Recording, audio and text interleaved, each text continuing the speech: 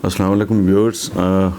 आजकल एक ख़ास तरह का प्रोपेगेंडा, एक सीरीज़ चल रही है प्रोपेगेंडा की, जिसमें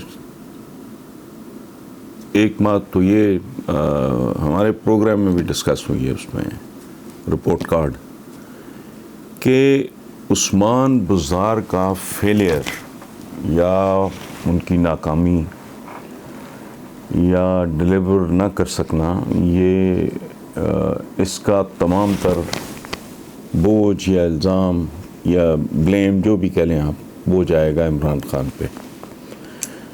तो मेरे अलावा मेरे अपने प्रोग्राम में भी सब ने इससे इत्तेफाक किया। मेरे नज़दीक ये एक अहमकाना बात है। इसमें कंफ्यूज किया जा रहा है दो चीज़ों को। इमरान ख़ान का इंतखाब वो काबिल एतराज़ है, उससे आप कंडेम कर सकते हैं, उससे आप डिसएग्री कर सकते हैं, लेकिन ये कहना कि उस्मान बुज़दार की लैक ऑफ परफॉर्मेंस या बुरी परफॉर्मेंस का जो बोझ है वो सारा वो इमरान ख़ान पे जाएगा, ये लॉजिकली गलत है। मैंने अपने प्रोग्राम में भी कहा था कि there is a book art of thinking. हमारे यहाँ प्रॉब्लम है, पढ़े लिखे लोगों को भी सोचने का सलीका नहीं है। अब मैं आपको मिसाल से वाज़े करता हूँ। उस्मान बुज़दार अगर डिलीवर नहीं करते तो डिलीवर ना करने की ज़िम्मेदारी इमरान ख़ान की नहीं है। उसको आप ब्लेम कर सकते हैं गलत इंतखाब पे और उस पर अड़े रहने पे या इज़्ज़त पे कि उस्मान बुज़दार जब तक मैं हूँ ये रहेगा। He is to be blamed for this, not for his bad performance. वो कैसे?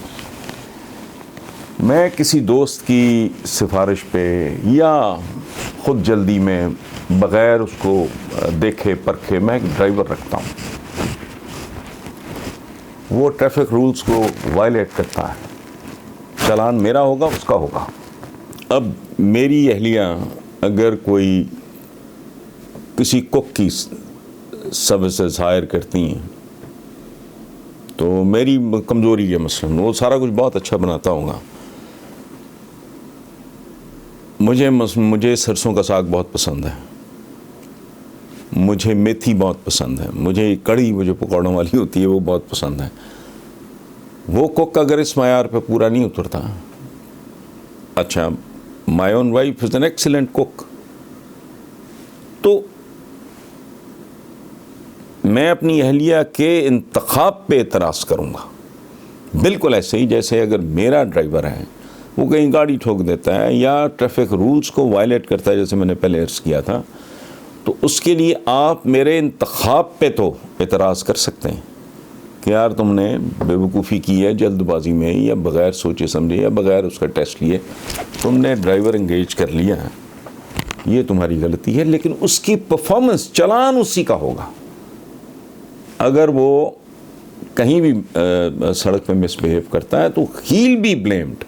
सो इमरान को इनके हवाले से, बुज़दार साहब के हवाले से आप इस हद तक कि इंतखाब गलत है, आई एग्री, लेकिन ये कहना है कि ये उसकी परफॉर्मेंस इमरान की परफॉर्मेंस है, ये थोड़ी बात मेरी कम से कम अक्ल में फिट नहीं बैठती। दूसरा एक और प्रोपेगेंडा, उसके बारे में वो नास्टी है थोड़ा, तो वो चूँकि बात ख़तरनाक है इसलिए मेरा लहजा भी बुरा होगा, मेरी वोकैबुलरी भी और तरह की होगी। ये देसी मेमे जो है ना इस मुल्क में, और काले पीले ये जो बाबू हैं, ये नीले पीले साहब, ये इस तरह के जो लोग हैं ये बहुत ज़्यादा कन्फ्यूजन फैलाते हैं, ये गंद फैलाते हैं, ये लोगों को इंटेलेक्चुअली करप्ट करते हैं, उनको कंफ्यूज करते हैं। मैं रिसेंटली मैंने 2-3 जगह पे मैंने ख़ुद भी ये भुगता है कि जी करप्शन मुल्क का मसला नहीं है। अच्छा, इसके लिए वो एक इस्तेलाह इस्तेमाल करते हैं कि ये तो हमी तकरीरबाजी है, ये बात बराए बात है, गुफ्तगू बराए गुफ्तगू, ये हैट्रिक है ये। तो इन बेवकूफ़ों को ये नहीं पता, इनको बुनियादी डेफिनेशन का ही नहीं पता।